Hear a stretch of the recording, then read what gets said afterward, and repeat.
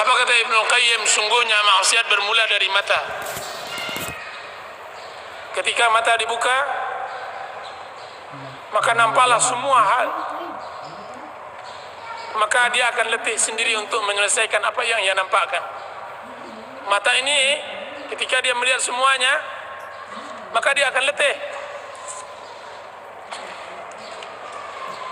Dan mata harus dijaga sebagaimana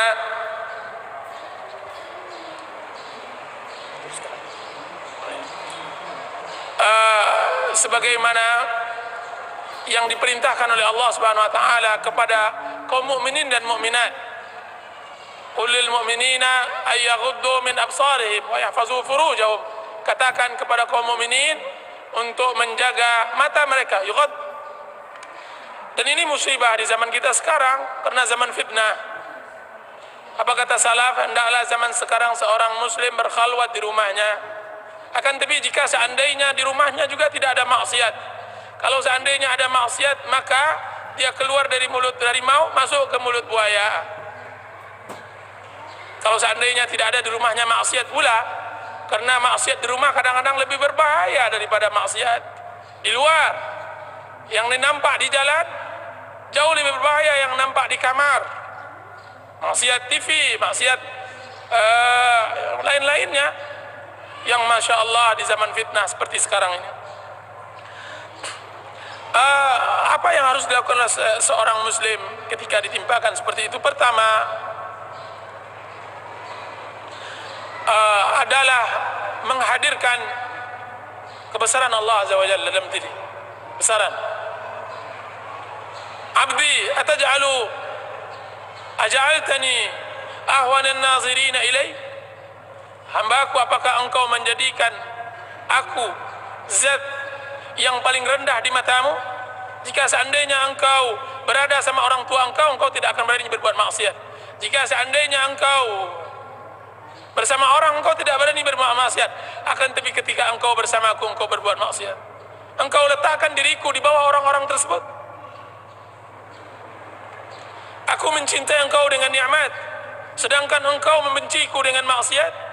Aku turunkan kepada engkau kebaikan dan engkau memberiku seluruh keburukan. Jadi menghadirkan kebesaran Allah Azza wa Jalla. La tunzur, janganlah lihat apa yang engkau perbuat dari maksiat, akan tapi lihat kepada siapa engkau berbuat maksiat kepada Allah. Tapi lihat kepada siapa engkau berbuat maksiat.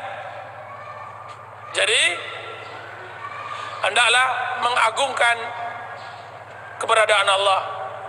Makanya ilmu yang paling tertinggi di dalam agama Islam adalah ma'rifatullah, mengenal Allah, mengenal nama-namanya, menghadirkan itu di dalam kehidupan. Itu satu. Dan yang kedua, memberikan keyakinan kepada kalbu, ke dalam hati, bahwa apa yang dipandang tidak akan bisa mendapatkan kenikmatan, bahkan yang dia dapatkan adalah dosa. Semua dosa, apa yang kita pandang tidak akan memberikan apa-apa kecuali hanya kesibukan diri untuk memikirkan tersebut dan lalai dari ibadah pada Allah SWT. Yang kalau seandainya kita tidak lihat tidak merugi, akan tapi dia adalah waswas syaitan. Dia adalah khutuwatus syaitan, langkah syaitan yang menggoda, yang harus kita berlindung kepadanya. Dan yang ketiga, berarti kita ditimpakan oleh sebuah penyakit, yaitu maradus syahawat, penyakit syahwat. Berarti seseorang tersebut ditimpakan penyakit syahwat. Manusia kebanyakannya ditimpa dua penyakit, penyakit syahwat atau syubhat. Orang yang seperti kita ini, yang ditanyakan seperti itu adalah penyakit, ditimpakan penyakit syahwat. Maka membersihkannya, sabunlah ia dengan istighfar. Kalau memang sulit untuk istighfar, maka panaskan ia dengan bersempoh dan bertawakal kepada Allah Aziz dan Jalal. Jika seandainya juga tidak bisa, maka hendaklah dibelikan pembersih. Kalau tidak cukup untuk pembersih pakaian, maka pembersih lantai dengan bersempoh di hadapan Allah Azza wa Jal dengan mengakui kelemahan diri dan membesarkan dan mengagungkan Allah Azza wa Jal.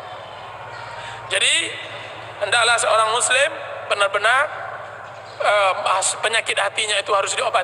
Ibnul Qayyim rahimahullah mengarang kitab Al-Jawabul Kafi liman sa'ala an dawa'is syafi, jawaban yang puas bagi orang yang bertanya untuk sebuah obat yang bisa menyembuhkan, atau dalam karangannya dengan judulnya yang berbeda tapi buku yang sama, yaitu Ad-Da' wa Dawa, obat dan penyakitnya atau penyakit dan obatnya.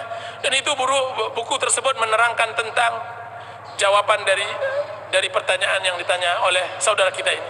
Wallahu ta'ala alam.